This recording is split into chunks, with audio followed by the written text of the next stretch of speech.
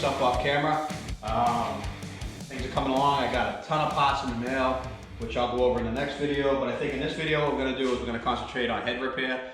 I'm gonna restore the head, valve seals, lap the valves in the head, clean the head up, and get that all ready so that we can start slapping this motor back together. I cleaned everything up off camera, so let's take a peek. You see here that I prepped all the gasket surfaces. They look really, really nice. I got the head, not the head, but I got the base, top of the cases where the base of the cylinder goes. That's all nice and clean now. I scrubbed the engine. I got all the grime off, all the grease off. There's still a little bit in some areas. I'm not gonna get overly concerned with it. What I'm gonna do now is, it's all cleaned up to the point where, there's my wife playing games with me. They got this little thing going where we hide the football and try to surprise each other with where it is. Anyway, this is where we're at. Let's go over to the bench and start working on reconditioning that head. Okay, we're at the bench now, and here's the head. And I don't understand why this thing is leaking so much oil, but there's oil just pouring out of this thing. I don't know why. It must be coming out of the top. Anyway, we're gonna take it apart, we're gonna clean it up. I think first what I'm gonna do though is I'm going to take a toothbrush and some WD, and I'm going to scrub this all up. And I'll show you briefly how I do it, and then I'm gonna do the rest of it off camera. And this is basically all I do. It's kind of a time-consuming, tedious job, but the end result is worth it. And then basically I just take a rag and wipe it off. And you can see it's much better already. So I'm gonna do the whole thing off camera. I'll come back. All right guys, all cleaned up. It looks much better now. It's not perfect, but it's better than it was, and it'll look better on the machine. It's just not a necessary task. You don't really need to do this. I do it just because it just looks better when it's done. All right, let's take these covers off, see what we got going on. And the complete engine gasket set that I got comes with new O-rings, and you can see here somebody, never ends, RTV'd it. You don't need RTV on these if the O-ring's good. So rather than buy new O-rings, they decided to RTV it, which is, again, ridiculous, but whatever. This gasket here is stuck on there because of RTV. Come on, guys. I'm not saying you all do it, but I think there's a fair amount of you out there that are doing it. Probably should stop, because you're really not gaining anything. You're just making problems for later. I've already had all this stuff off, but I put it back on to clean it. Again, we got a new O-ring for this too. And surprise, more RTV. All right, doesn't look like this has ever been out. So let's pull a retainer here, and we got some tabs here that we have to bend back over. See if I can bend them over. Not doing any damage to them.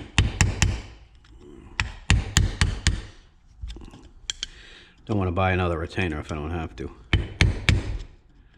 That one's out.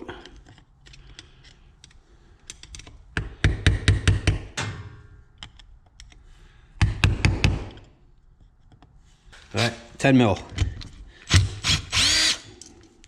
That was not on very good. Should have been Loctite on that.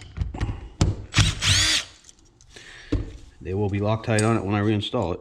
So at this point here, what I want to do is I want to try to clean this up a little bit. Let's try to clean up the combustion chamber, and I'm just going to do it with a wire wheel. Get some of this crud out of here. I'm not going to go too fast. And you can see already how much better it looks. Just getting this stuff out of here. So this motor has been burning oil for a while. Not running very good. But we'll fix that. New top end, fix that, no problem.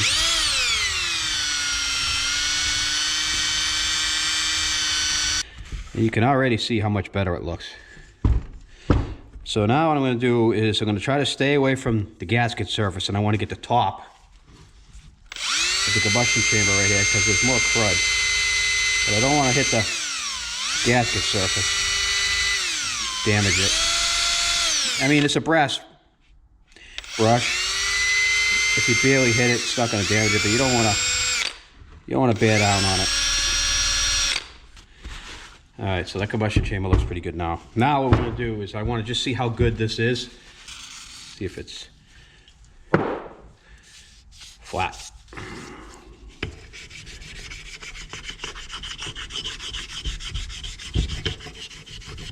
Before I get too much further, because there's nothing worse than wasting your time fixing something that needs to be replaced. So we're going to check this mating surface here and make sure it's good before we go any further. Previous videos I have mentioned in the comment section when people ask what this stone is and where you can buy one. So if you want to go back in my archive and check it out, and you'll also be able to see some pretty cool videos. So for all you guys that have been watching me for a while, probably have seen all these videos, but those of you that are new subscribers, you should probably go back and watch some of my older videos because a lot of cool content. All right, that doesn't look too bad now. It still looks a little cruddy here, and I can still feel some stuff there. So what I'm gonna do is continue to stone it. All right, guys, I'm pretty happy with the way that came out. I worked on it for another 15 minutes or so, and I got pretty much all the high spots out now. And I'm pretty happy with that sealing surface. And that should give us a nice combustion chamber. And I need to get these valves out again. We need to figure out how to get those rocker shafts out, and I'm going to go look that up now. Let's just go over cleaning this area up. So basically, I'm just going to take a razor. I'm going to scrape the RTV off. Pretty simple process. And I'm not going to get carried away with trying to get it all. I just want to get the heavy stuff. I'll show you why in a second.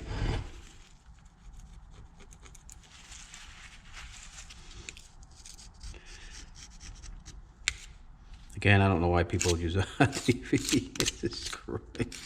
I mean, God, I don't know. Anyway, all right. So I do the same process on this stone. I'm going to clean that surface up the same way I did the other side. This way I guarantee that O-ring is going to sit nice and flush on here and seal properly. And you will not need 15 pounds of RTV.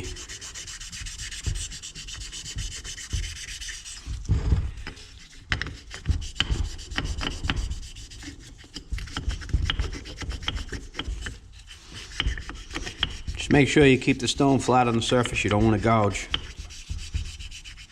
A little difficult for me. I'd probably make it look easy, but I've been doing it for a long time. This is just an old mechanics trick my dad taught me. All right, there we go. That is a nice flat surface for that O-ring to seal to. And I don't need to touch that again.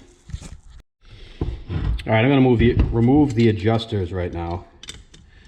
And they're 10 millimeter, but I think they have a special wrench for these that comes with the toolkit. Because the socket usually doesn't fit on there. You have to use the open end of a wrench. And I'm not a big fan of using the open end of a wrench on anything because a lot of times it rounds them over. All right, guys, I guess basically these pins just pull out. So what I'm going to use here is I have a hardened steel parallel here with holes in it. And I'm going to put this on here like that. I have a long screw in my parts bin that whenever I have a junk motor or something, I always save all the screws. I don't remember what motor this is from. It's not from this motor because the side cover bolts that I took out aren't long enough, but this one here is long enough so it goes all the way down and catches that pin. And then we're going to screw it in. And need a little bit of a washer on there just because of the size. And I'm just going to crank it. It feels like it's already coming out. Yeah, it's definitely moving. Yeah, so they're coming out pretty easy, but there's only so much depth that this screw can go into that pin. So I have to continue to build this up and up so I can keep working it out a little bit more at a time. Multiple stacks on here. I just want to show you. And I'm going to put this wrench under here to take up that gap. We'll screw it in. There it is. There's the pin. So they weren't too hard to get out. I'm going to save this bolt because I want to use it to pound them back in with. I say pound, but I mean tap. All right, the rocker should come right out now. And there's a shim on that side that I don't want to lose. And I didn't see anything on that side. So that came off this side here with the 3. So I want to make sure I put that one back. Let's investigate that rocker. And it looks pretty good. I don't see any issues with it. So we should be able to reuse that. I just don't want to lose anything.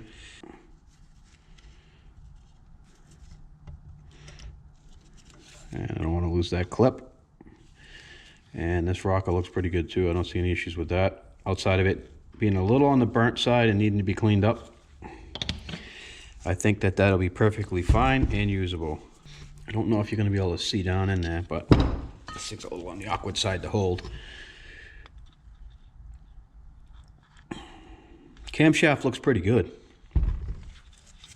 Try rotating it a little bit. It's got some wear on it, but the lobes seem to be in good shape. I don't see any issues. Let me feel that. Yeah, the lobes look okay. I think the camshaft's just fine. Guys, let's take a look and see what we got going on in here. See if I can't grab that keeper. There we go. All right, let's take a look at this valve. See how she looks. I'll tell you what, man, there's a lot of spring pressure on these valves. They don't want to play nice. They really don't. All right, let's get a look here. Double spring. These look okay. Put that with that. Yeah, the spring looks good too. Put them together. And let's pop the valve out and take a look at that.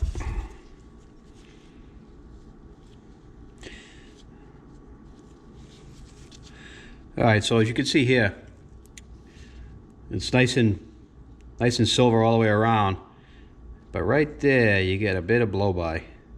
So I don't know if this valve's bent. Probably not. And it's a heavy valve. We'll run it, chuck it up in the drill and see if it's bent. Look at how clean that intake chamber is. It's amazing. I will tell you what though, I had zero resistance on this valve seal. This valve slid right out. Let's see if I can get in there and grab those keepers. Getting these keepers back in is going to be a whole nother story. All right, there's one. Let's see if I can get the other one, fish the other one out of there. There we go, there's 2. Again, these look okay. Springs are all right. Pop the valve. And this valve here has crud on it. It had a little bit of blow by as well. All right, brass brush. I'm gonna spray the WD on the side of the hole. And we're just gonna give it a quick scrub. Try to get some of this out of there. And it can use a pick on these valve seats because they're hardened. You're not gonna damage them.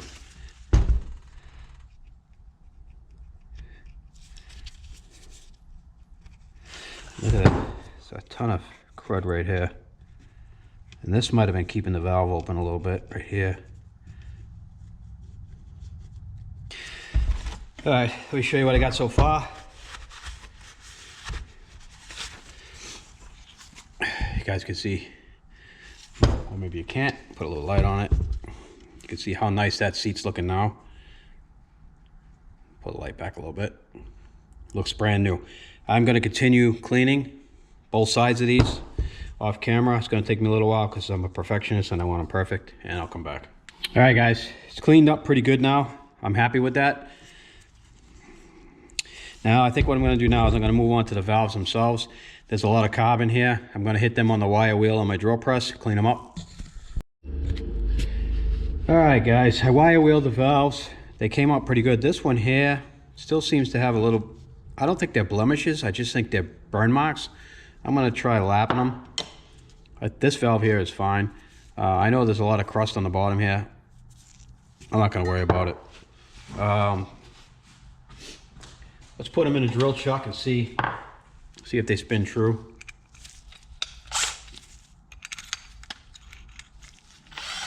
There's more precise ways of doing this. I don't possess the tooling for that. Most of you folks at home aren't gonna have that type of tooling either, so I just put them in a drill chuck and then I rotate it and see if it runs true.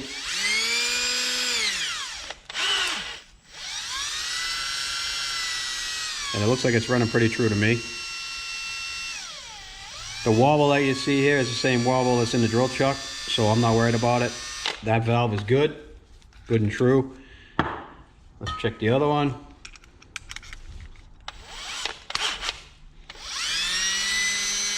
Same deal there. That is good and true. We'll take that, or at least as true as I need it to be. So I think at this point, we're gonna lap them in.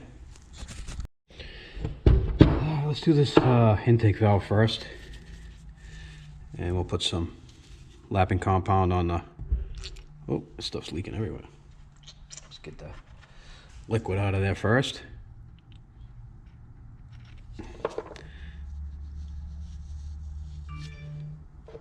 A bit more. I should do. I'll pop it down inside here. All right.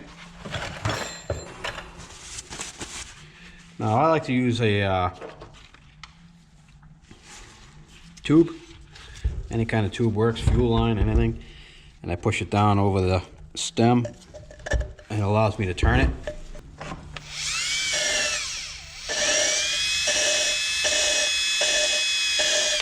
Show you what I'm doing here.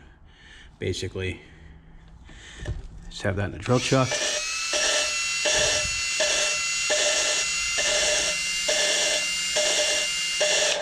I go the other way.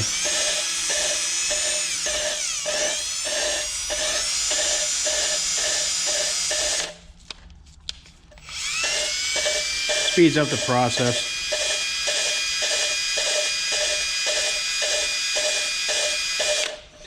All right, let's see what she looks like.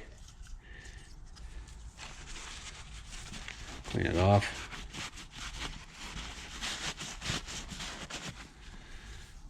Looks pretty good. That's a nice contact strip.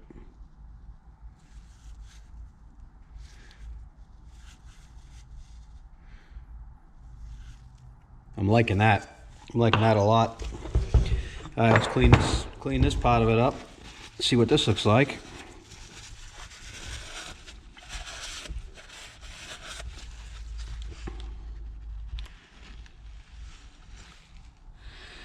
Oh, that looks really good. Still a little shiny right here though. Still a little bit shiny. I think I'm gonna run it a little longer. The area that we had blow by, which was, let me get my pick, show you. We had blow by, looked like it was a little bit of blow by right here. And I have nice gray sandblasted looking surface right here. And then when it gets down here, I'm still seeing a little bit of shine. So I'm gonna lap this some more. And continue until I get a nice unified surface on that seat. All right guys, this one's done now. And now we're gonna do the exhaust. This one's worse than that one, so this might take a little bit longer.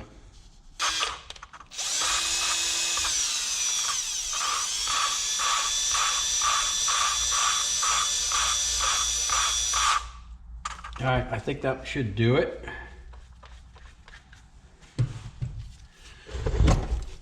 If not, we'll continue, do some more, but I think that might do it. Had a pretty good sound to it. Oh yeah, you can see now all the corrosion's gone, and there's a nice unified sandblasted surface there. So that valve is beautiful now. Let's check out the seat. See what that looks like.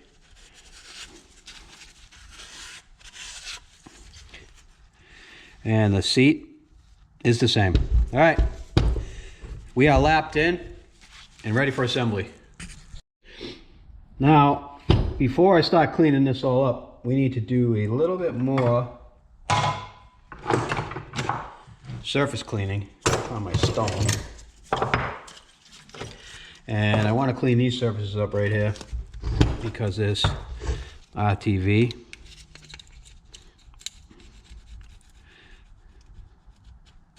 That shouldn't be on here.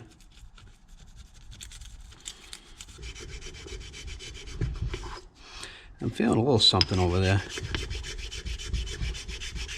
Nicks maybe. Somebody got a screwdriver in there to pry that off. Put a little nick in it.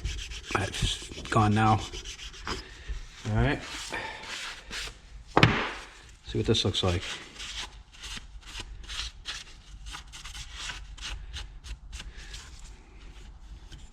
There we go. Nice and clean. Perfect. All right. We've already done that one. So this is all nice and clean. That's clean. That's clean. Now, before we do the final cleaning, I want to do this surface one more time. All right, guys, we're getting close to being ready. This is my Tusk complete engine gasket set. I need to get the valve seals out of there, and we're going to need the O-rings because I need to put the O-rings on here. I need to replace these O-rings. Those are in here as well, but I want to try to get these out without damaging anything, if I can. All right.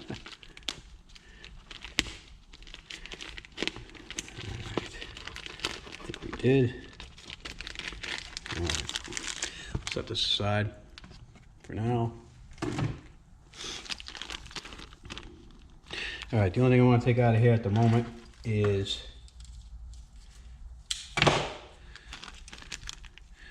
the valve seals. It's the only thing I want right now. There's one and two. And the rest of the stuff I'm going to set aside for now. Oh, that's magnetic, huh? And I'm just going to put them over here for now, so forget them. All right, let's install the valve seals, and I do have a tool that I use for this. I don't know if it's big enough.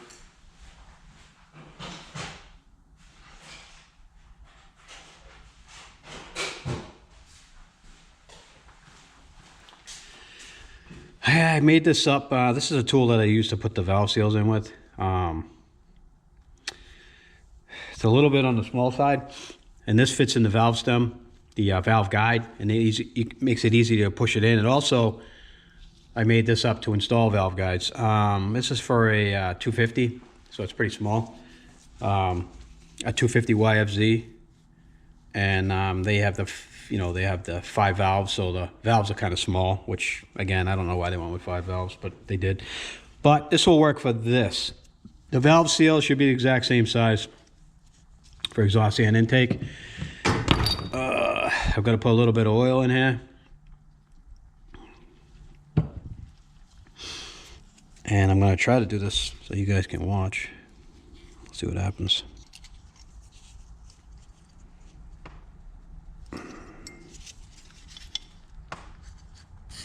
And I'm going to lube the shaft, or valve stem. I'm going to rotate it around in there a little bit to get that oil around. And I'm going to pop it through the seal, and it will stay because the seal is now holding it.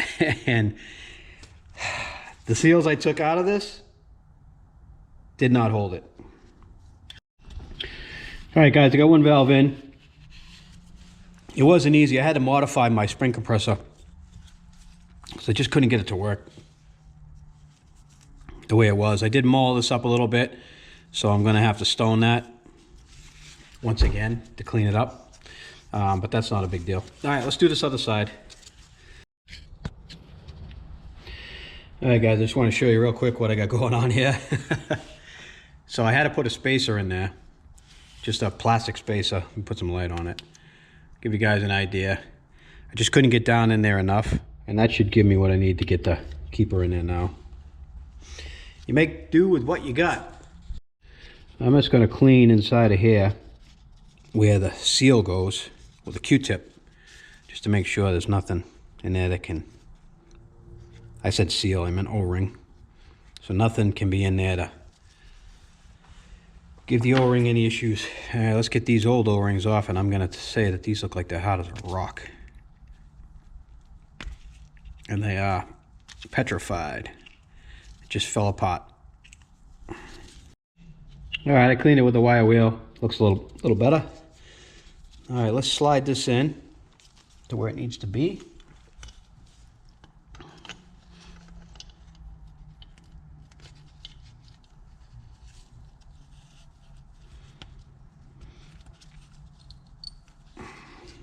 All right, let's just make sure that the cam lobes are facing down. All right, that's down. Let me just take one more look in here before I stop buttoning this up to make sure everything's okay in there. Everything looks good. All right, she's going in.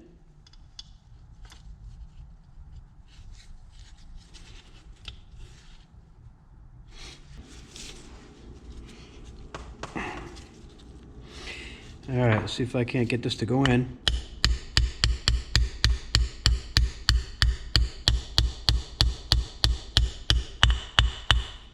All right, that one's in. I'll do the same on the other side. All right, let's put the brackets back in. And it's funny too, because this one here actually does hold that pin in, but this pin's held in by the engine bolt, or the head bolt, or the cylinder bolt, or whatever you want to call it. And this thing here is just a lock, blue Loctite on here. There is some vibration tabs on here that you bend over so this don't come out, but still gonna put some Loctite on it anyway.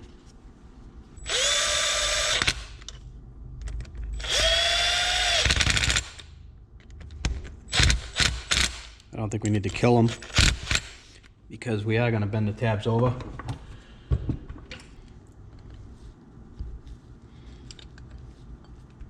Two.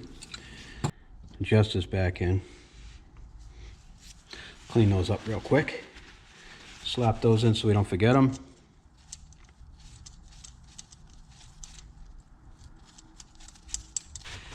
Alright, I am going to do the same on this. Where's my... what do I do with it? There it is. I'm going to stone this just to get the RTV off. And clean it up. So I'm going to finish this. I'm going to do the other one. Then I'll come back. Alright, cover's clean. New O-ring. I'll pop that right in there. And you can see they snap, kind of snap in. They get pinched in there. So there's really no need for RTV. All right, now I'm gonna slap the cover on here. For now, keep the dirt out until we're ready to use it. Put the screws in. All right, let's get this one out. This one seems to be junk.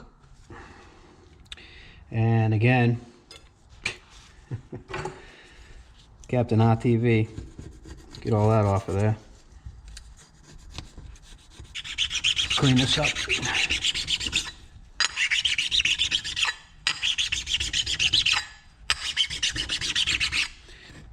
That's just a Q-tip I'm running through here. Clean it out before the O-ring sits, because there's still RTV in there. Surprise, surprise. Easiest way to get it out, a Q-tip. All right, I'll take that. Now I'll put the O-ring in. force it in there.